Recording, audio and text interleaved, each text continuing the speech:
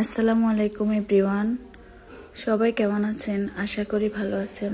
আমিও ভালো আছি। আজকে আমি রান্না করব কোরাল মাছ। প্রথমে তেল দিব। তেল গরম হয়ে আসলে কিছু পেঁয়াজ কুচি দিয়ে দিব।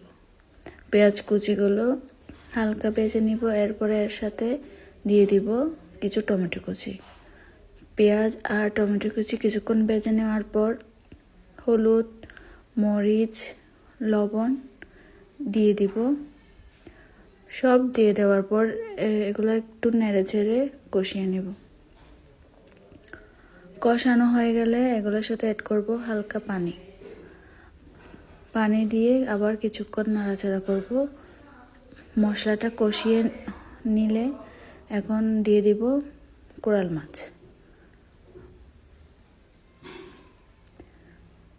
কোরাল মাছ দিয়ে দেওয়ার পর কিছুক্ষণ কষিয়ে নিব।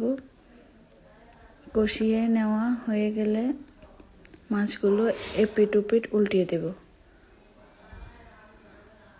উল্টানোর পর আবার কিছুক্ষণ কষিয়ে নিব।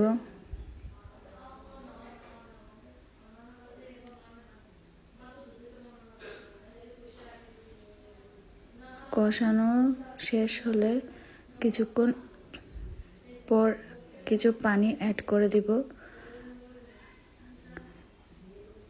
পানি অ্যাড করার পর আস্তে আস্তে মাছগুলো রান্না হয়ে যাবে। রান্না শেষ পর্যায়ে দিয়ে দিব কিছু ধনিয়া পাতা। ধনিয়া পাতা দেওয়ার পর মাছটা নামিয়ে নেব চুলা থেকে। আল্লাহ হাফেজ।